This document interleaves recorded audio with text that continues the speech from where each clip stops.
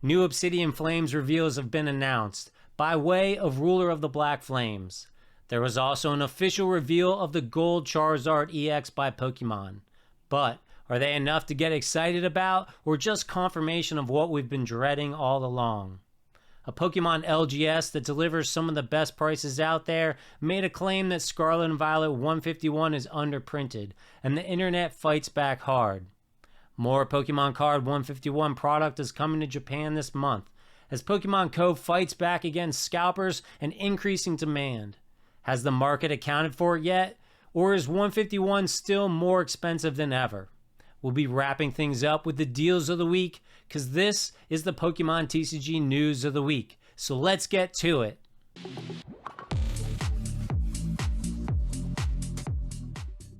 It's officially out there now, as Pokemon has released the Gold Charizard EX card. Of course, we can't see the holograph, and the texture, but why does somehow seeing it now just make things worse? I don't know. I'm not feeling this card. For some reason, it looks like a miniature statue of Charizard standing there. It just looks all wrong. I really hope when we finally see this in person, it's a lot better than what it looks. But it is what it is. It's a gold card. It's a 5-band graphic. We knew what it was like because we saw the French leak, but, just somehow seeing it now, I just don't know what to think. Also revealed this week was the Charizard EX terrestrialized non-gold version, the SAR, which is a double gold star in English. It looks super cool to me. I could have lived without the crown aspect of the terrestrialized form. Just the thing floating over his head would have been okay. However, I think that once you add the texture and the hologram, this is going to be a pretty cool card. I'm not a huge Charizard chaser myself. I think I always like getting them because he's just so popular, and some of his cards do look fantastic. I'm not going to be throwing down $200 for it, that's for sure. If I pull it, I'll be ecstatic. My overall opinion is that for terrestrialized cards, it's a pretty cool looking card. So it's been interesting watching the lively discussion from you guys in the community post where I posted this picture this week. It's there's more positive posts about it in there than there were negatives. So overall, I think that's a good sign that more than 50% of you like it, and not everyone's going to like it, and not everyone likes Charizard that much. So I've said it before, I'm more of the cute Pokemon stuff. I'm excited about the new Cleffa AR card and some of the other ones that we'll get into in just a minute. But again, if you haven't commented, let me know down below what you think of this card, what you think of this set. And let's check out those other new cards that got revealed this week and see if that changes your mind. We finally got some more reveals from Ruler of the Black Flames. Obviously, we're going to get these cards in Obsidian Flames. So let's take a look at them. Got some fantastic new arts. First up is card 111, and that is Palafin. Super awesome looking artwork here. Obviously, Palafin's a new Pokemon, and of course, he's dolphin, influenced by dolphins, which is super cute. And this card looks fantastic. It's a great artwork. Definitely something I want to add to my set. Next up, we got Cleffa, which we got leaked from somebody in France. Got some of these cards ahead of time. This baby Pokemon Cleffa looks fantastic. We've seen it before, but it's really exciting to see it again now in a nice, clearer picture. Then we got this truly amazing Scyther card from a brand new artist to Pokemon, Oku. I hope I say that right. OKU, Oku. This card looks fantastic. What a way to enter as being an artist for Pokemon. Super, super awesome card. Looks amazing. Can't wait to pick this one up. Next up, we got Varoom card 117 from Ruler of the Black Flames. Super awesome. This little engine Pokemon has the artwork detail in the background is just fantastic. Just you know, he's checking out this car or something, and it just looks super cool. Awesome AR. They continue to really deliver on these AR cards, which is just an excellent addition to the Pokemon. Next up, we got Pidgey. Very interesting artwork on these from Jerky.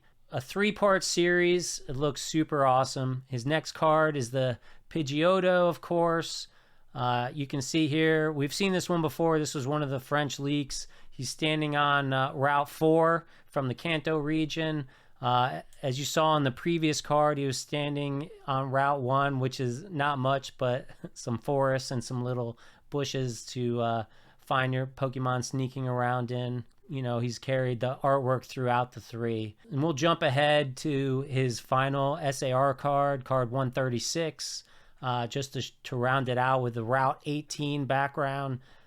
Super awesome looking card. Great little collection that they're continuing with the 3-part series in the cards. Just love it.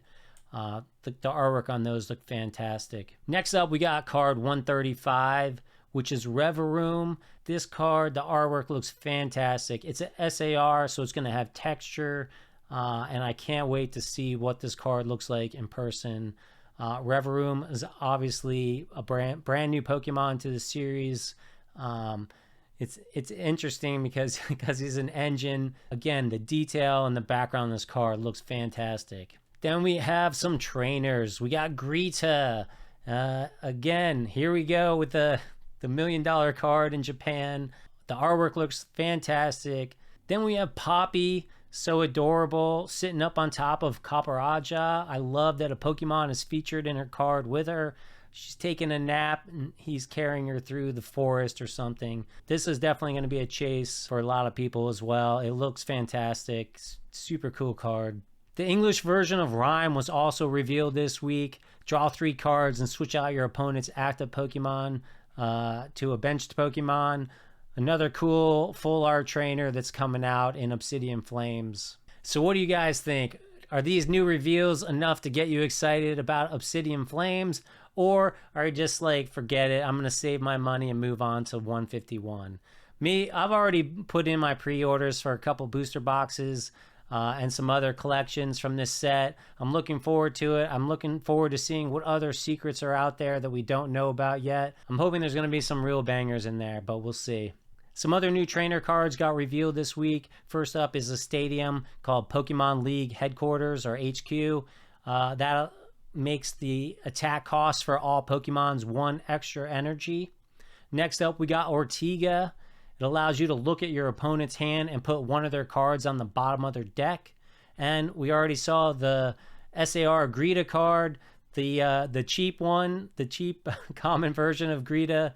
And what Greta does is, until the end of your turn, you can't attack, but you get to go fish 2 energy out of your deck and attach them to one of your Pokemon. One of my favorite LGSs that sells online is Forge and Fire Gaming, and they made a claim this week that 151 was underprinted. People were not having it. They've been the center of memes on a lot of places, and they have since rolled it back to basically saying that booster bundles were underprinted. They have since pulled what little product they have left. I personally don't agree with their assessment, but they're making the claim based on the information they have, and it's not information that I have and most others don't have.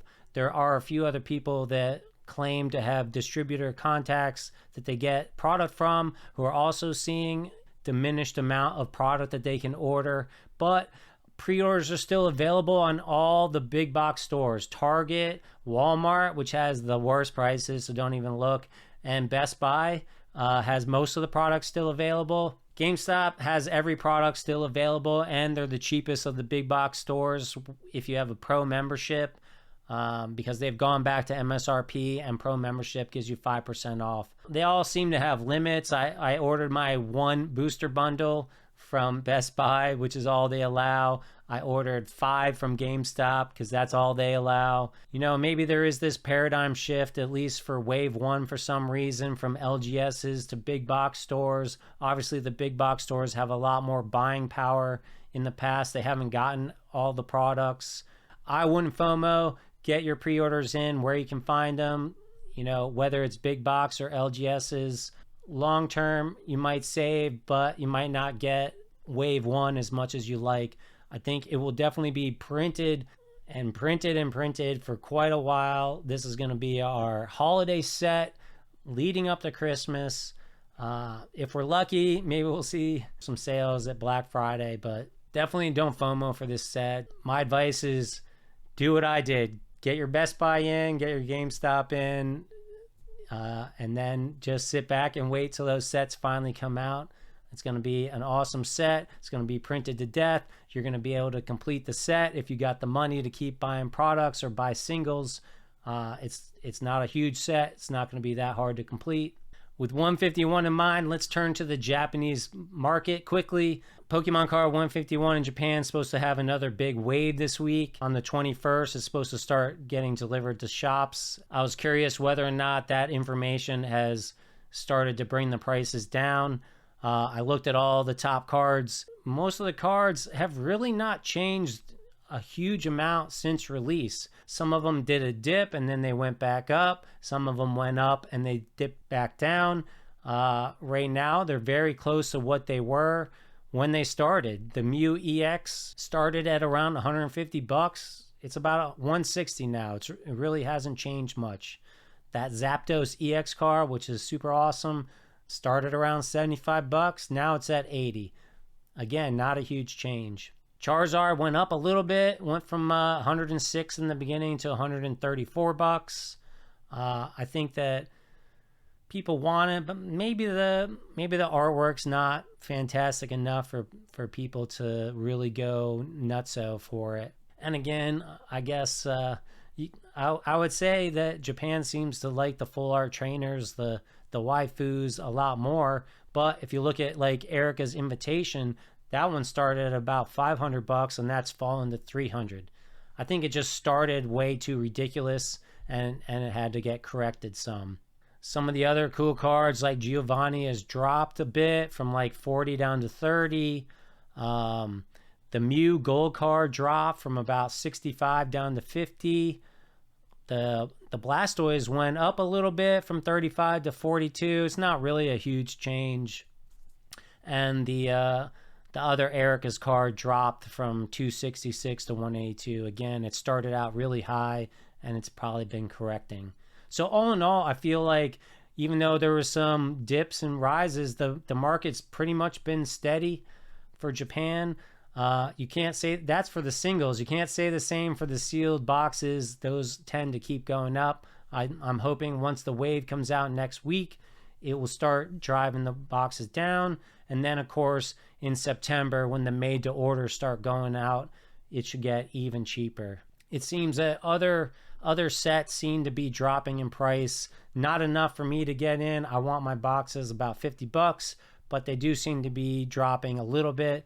Hopefully they drop even more as time moves on and people just move on. They start getting more 151 in stock. Maybe some triple beat will drop down. All right, deals of the week. I did a whole video about deals of the week. Many of them are still active, especially the GameStop deals. Make sure you check out that video if you want to get in on the deals. You might get some good deals on Amazon items for their $20 off 100, but they have limits on every item. So you've really got to mix and match and try to get as close to $100 as possible to make it exactly 20% off. The better deals are on GameStop right now, but it's worth a look at the Amazon ones. They did raise the price of the Paldea Evolve booster box, so Forge and Fire is probably a better route if you want to get a couple of those booster boxes. They're selling them for $94.99. I mentioned that in the other video as well, so make sure you check that out if you want a complete breakdown. Also, at GameStop, if you can get the Charizard UPC, that is a good deal to use the 20 off 100 on. You got to add something else to the cart to get it over 100, but then you're getting the Charizard UPC for about 80 bucks, which is a pretty good deal. I couldn't find one anywhere in 200 miles, so that's why I don't mention it in the video, but it is something that if it's in your neck of the woods, it might be a good deal. That's all I got for you today. I hope you have a great weekend, and we'll catch you in the next video.